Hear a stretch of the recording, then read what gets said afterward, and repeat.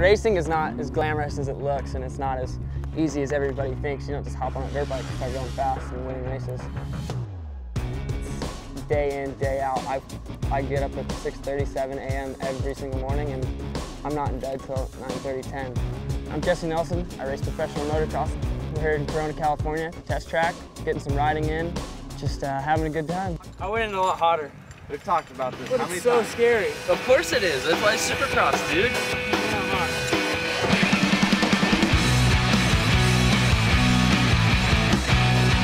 I was probably 7 years old watching races and seeing McGrath and people like that race, and I wanted to get into it. So I worked with my dad all summer at his job site and ended up getting a KTM 50 and started riding from there. Kind of took off with it. I guess I just had an itch for it.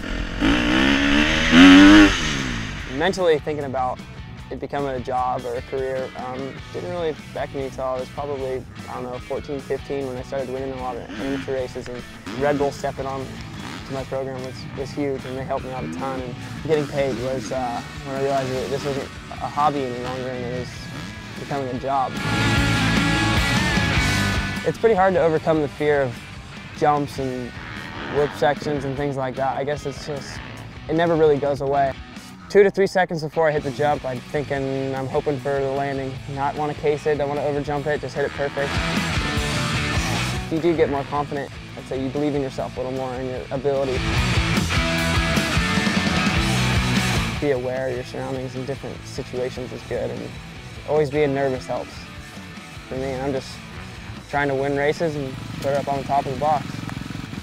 Thanks guys for joining me today. I'll see you guys out on the track.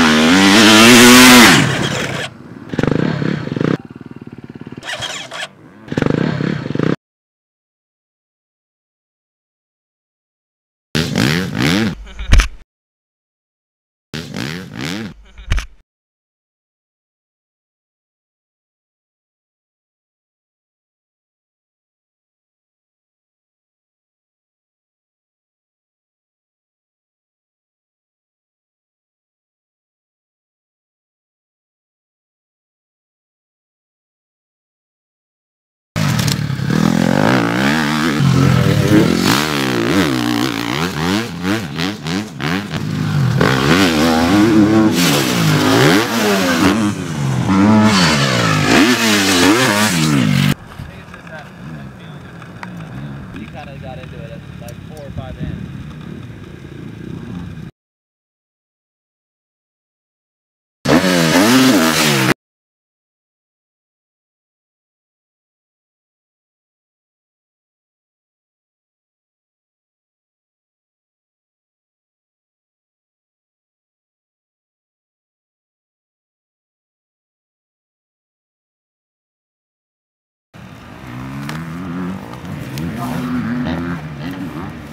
Let's do it again.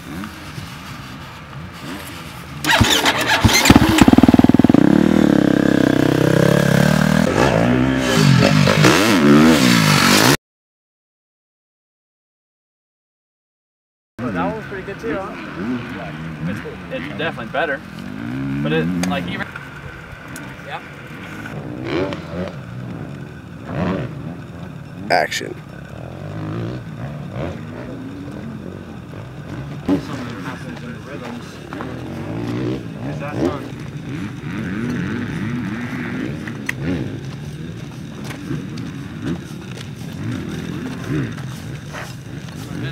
Just go right past it.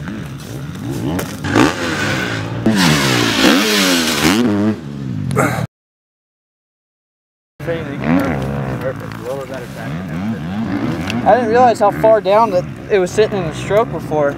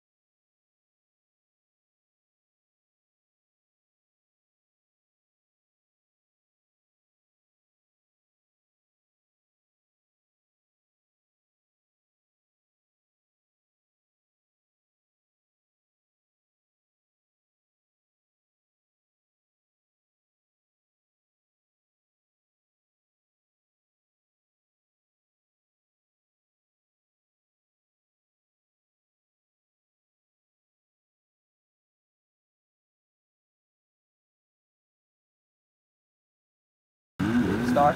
No. The cowboy helmet was way too big for him. Extra large. I wrote it. I wrote it back. I think he might have stolen it. Yeah, That's what Beanie said. trust me. He didn't know. He didn't know what happened. Nobody knew what. But Zini, he was like, but dude, Cowboy was singing. Because it says He was like, pop he was wheelies just- to get real close. No, he Does said it? he was just like, Pop wheelies. That would be. Yeah. Turn it back on after. Trying. People all over you. Joe Rose. I mean, what do you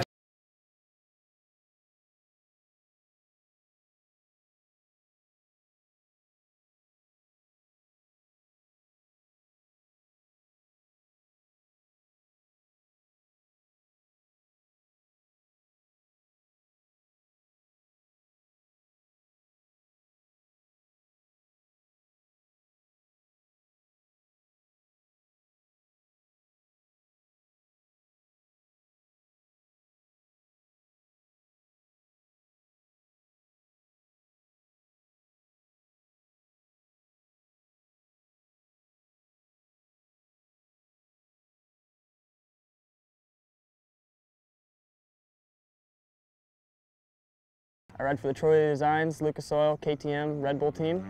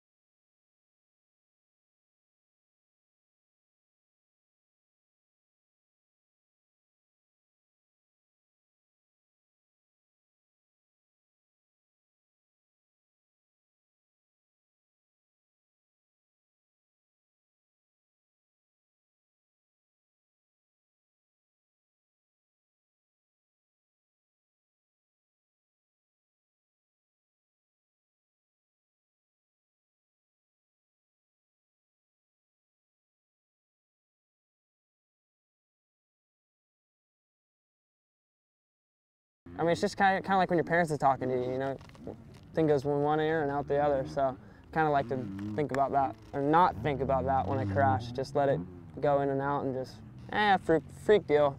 No worries, it won't happen again.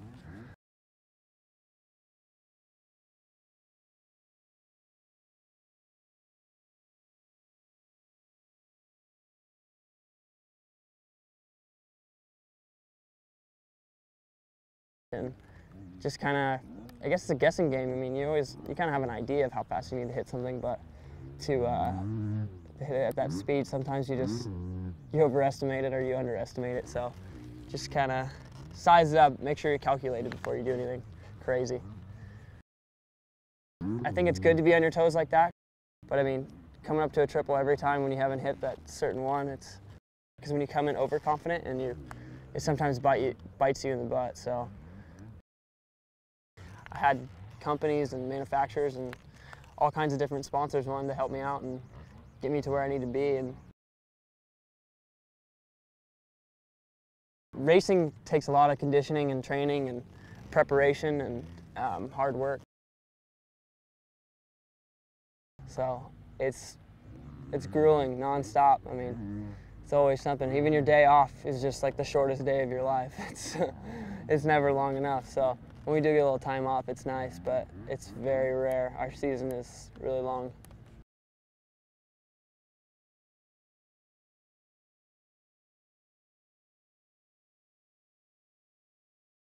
I think when I first started getting paid was when I realized that this wasn't a hobby any longer and it was becoming a job. Mentally thinking about it becoming a job or a career didn't really affect me until I was probably, I don't know, 14, 15 when I started winning a lot of amateur races. And for me, I'm just trying to win races and put it up on the top of the box.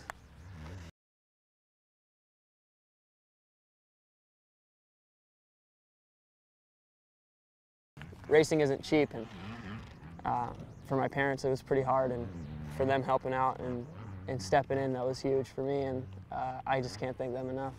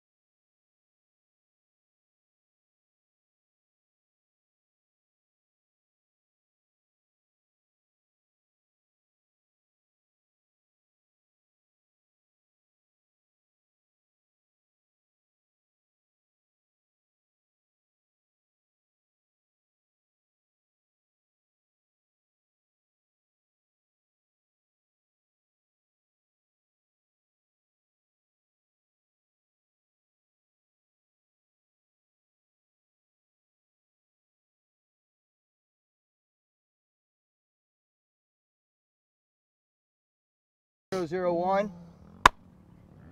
Take. right, Jesse, I'm going to have you just look directly into the lens when we do this. I'm going to stand right behind Dave. Yeah. So just look in the lens if you can help it. Let's just start off with, you know, you say, hi, I'm Jesse, your full name. I ride for whoever. You ride for Red Bull, right? Yeah. Okay, who's your other sponsors? Troy Designs, Lucas Oil, KTM. That's pretty much the main team. So Sponsors. What's your title? Like your professional Dirt bike racer, I guess. Motorcycle. Motocross? Yeah. Motocross, supercross racer, I guess. Okay, so however you want to word that, say, hi, my name's Jesse, blah, blah, blah. I'm a professional dirt bike racer. I ride for Red Bull. You see, I race motocross. I ride for Red Bull. Oh, yeah. Something like that. What, when do you want to do it? Whenever you're ready. Okay, so now's good? Yep, go for it. Hey, I'm Jesse Nelson. I race professional motocross, supercross. Perfect. Let's do one more just for safety. Yeah, I know, that was kind of shitty. You should be pumped, man. You're stoked to be here. I know. It's a good day. How's it going? I'm Jesse Nelson. I ride for the Troy Designs, Lucas Oil, Red Bull, KTM team. I race professional motocross and supercross. Perfect. Okay. Let's Maybe do another one? Yeah, let's do one more. All right. Hey, how's it going? I'm Jesse Nelson. I ride for the Troy Designs, Lucas Oil, Red Bull, KTM team. Perfect. You know what? Let's do that one more time and just say your location. Like today we're in Corona, California. Oh, okay. Yeah, just whatever, however you want. Today we're in the IE 909 full. Whenever you're ready. All right. Hey, how's it going? We're here in Corona, California.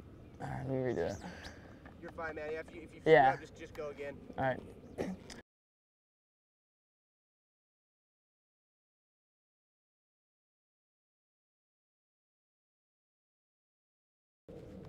Cool. All right, that works. All right, man, I'm just going to ask you some simple questions. So first off, Jesse, how did you get into the sport? Like, what's your story? Just kind of from how you got to where you are today. I don't know. I guess it's a pretty long story from. Oh, sorry. It's a pretty long story for me. Just getting into motocross was, I just had some cousins that rode, and somehow I started riding with them. My parents picked up a bike at a yard sale. I think it was like $75 for a motorcycle. So started riding that around, and then kind of stopped for a little while when I was around like 4. And then we moved to California. We lived in Washington before. Moved out to California, and then one Christmas I wanted a dirt bike really bad, and ended up with an XR50 on Christmas morning, and I rode that till it broke, and then started watching races and seeing McGrath and people like that race, and I wanted to get into it. So I worked with my dad all summer at his job site. He's a framer, and so I helped him with whatever I could. 7.5, something like that. Helped him sweeping up sawdust, just picking up little pieces of wood. Nothing really, just kind of try to just make me appreciate the value of $1, I feel like. And I worked all summer and ended up getting a KTM 50 and started riding from there, racing, and just kind of took off with it. I guess I just had an itch for it. So it's taken me a lot of cool places, and I'm glad it's still part of my life, and it's actually a career for me now. Cool. So did this ever hold you back from school? Did this ever get in the way? Did you find yourself sloughing or just kind of staying focused? Was it hard to stay focused on school? Oh, sorry. School was never really that big of an issue. I mean, no, that sounds bad. Wait, you said it. Okay. It's cool, man. Yeah. I just want you to be honest. No. Sometimes school isn't the best route for everybody. No, that's not what I meant. No, I meant like it wasn't an issue that I was racing. No, school for me was great. All the way up till I was in 5th grade, I was. Sorry, can we pause? We're our cameraman here didn't turn off the phone. I remember my first shoot, Dave. Ready? I don't think I have mine off either, but yeah. Mark sharing. You guys are ready. Ready? Sorry, bud, go ahead. Yeah, for me, starting out as a little kid, I was in private school till the 1st or 2nd grade. Okay, let me rephrase that. All right, school for me started out in preschool, kindergarten, whatever, and I attended a private school in my hometown of Templeton, California, and I was there in private school till I was in the 2nd grade, and then 3rd grade I went to public school. From 3rd grade to 5th grade I was in the public school, and school every day, ride when I got home, just kind of did the best I could, race on the weekends if we had time, and you know, it's hard. And then after well, long story short, my house burned down when I was in the 5th grade, and I missed a lot of school because of that. I took about 2 weeks off and missed a couple assignments, and then teacher wasn't too happy, and the teacher was just a really rude person. I'm not going to say any names, but I tried to get transferred out of the class and into a different one, but too many kids had already transferred out of it because they didn't like her. So my mom was like, screw it, I'll homeschool you myself. So I started doing that, and it just kind of was a win-win. And I think the program with homeschool is actually a lot better, whether it's the homeschool or independent studies. And my mom was my teacher, and I had a teacher. I'd go into school twice a week, do homework, take pottery classes, take Spanish. I mean, that was all in 5th, 6th grade, 7th grade, 8th, and then went on to independent studies and finished that out my high school year. And So you just say maybe so you can say so I had a lot of time, a lot of free time to bike, and you know, oh yeah. All right. Yeah, being homeschooled and in independent studies growing up, it had a lot. All right. Being in homeschool and doing the independent studies program with my mom and the teacher I had at school as well, definitely helped me for more free time, more time to go out and ride and, you know, ride bikes, just kind of be a kid, I guess. I don't know, I did a lot of work. My mom would make me get up like any other kid at 7 in the morning, start doing school around 8, and wouldn't be able to do anything till like 2 or 3. But I mean, if I busted my butt and got it all done, and I could go play and do whatever, so I tried to get it done as quick as I could and get in and out. So yeah, just I guess normal childhood for me, just racing dirt bikes. Perfect, man. Okay, so when did it stop becoming a hobby? And I guess the point where you realized you were going to turn pro. When did all that happen? What was kind of the first? Was it maybe there was like a landmark or something that kind of you're like, all right, I guess I can really do this now. Like this. I think when I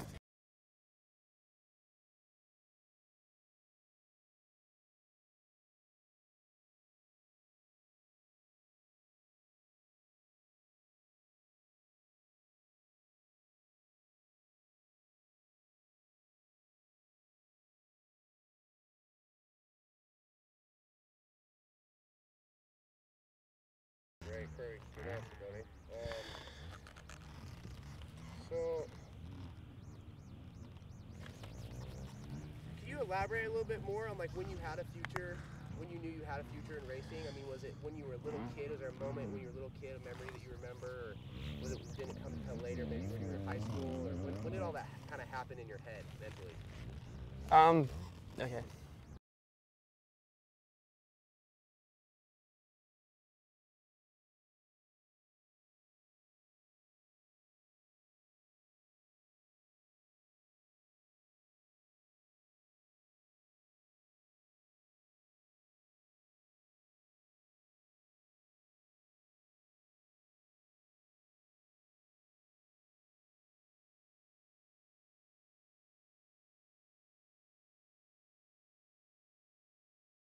Cool.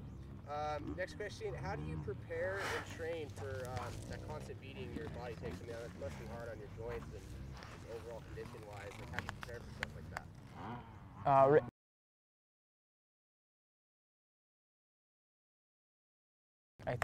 We just do the best we can, prepping for it, and try to get the most out of it we can of our training days and our riding and everything. Make every day count, and I'd like to thank my trainer, Brian Loves, for everything he does. I think he's a huge part of my program and the team's success, and he's a multi-mountain bike champion, BMX Hall of Fame. He's done it all, downhill, cross country, cycling, any sort of cycling. He's just a gnarly guy, and having him behind us and telling us what to do, and he's a racer too, so he kind of knows where we're coming from and everything. So it's great to have him, and that's a big part of being fit and prepping for it, and just day in and day out. Cool, great, thanks. How do you teach yourself to get over the fear and just go for it? I don't know, it's pretty hard to come over that, sorry.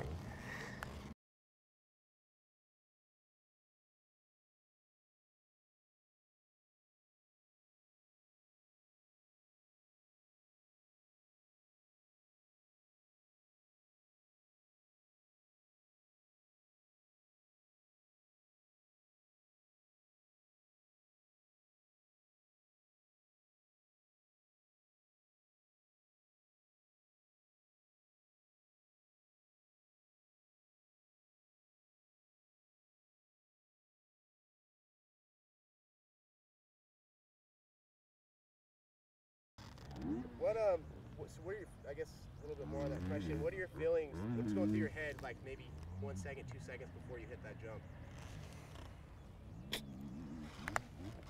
What's going through my head every time I come up to a jump? I'd say, okay, here we go. Okay.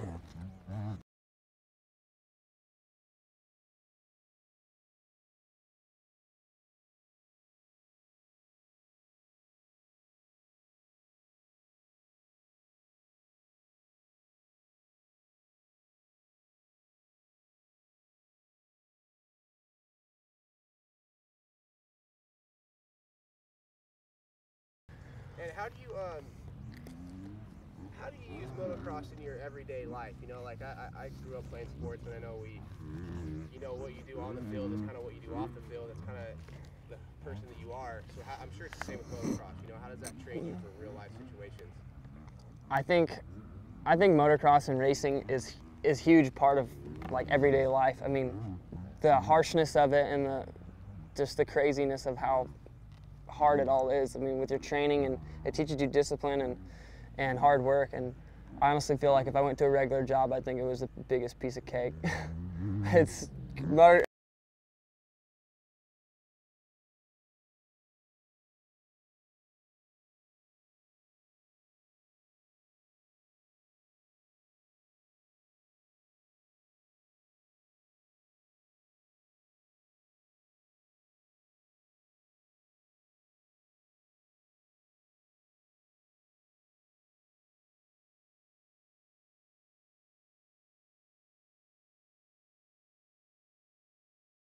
Cool. Last question, man. Your worst wipeout.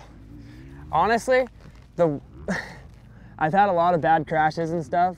I don't like to talk about them because it's, you know. You don't have to. No. Yeah, No, that's good. Yeah, I've had a lot of bad crashes and a lot of bad injuries, but I guess sometimes the hardest ones you have are the ones you don't get hurt. Like, I had a bad crash last year, just coming back from an injury. I had a bad crash and it was gnarly. People thought I was dead. Like, the bike was completely demolished. Like, it was bad. But I hopped up completely fine, and it was pretty ugly. But my bike was demolished, but I was fine, so it was all right. So how do you bounce back from that? Are you pretty scared to get back on the bike, or is it just part of the gig?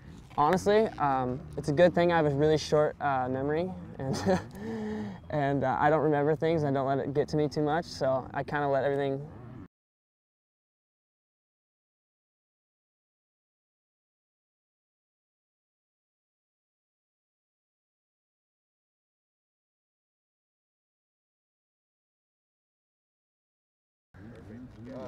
Arsid, do you want something to close? Like, hey guys, thanks for joining out me here.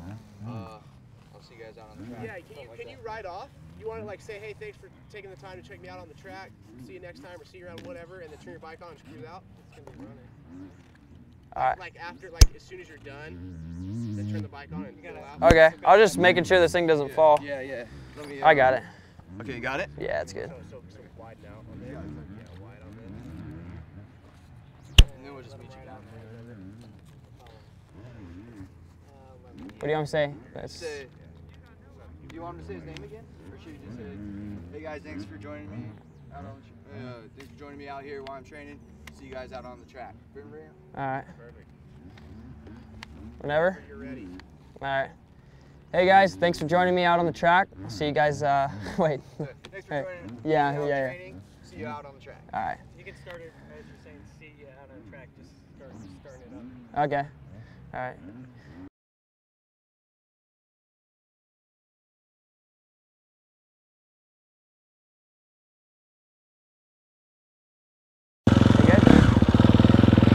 All right. Good.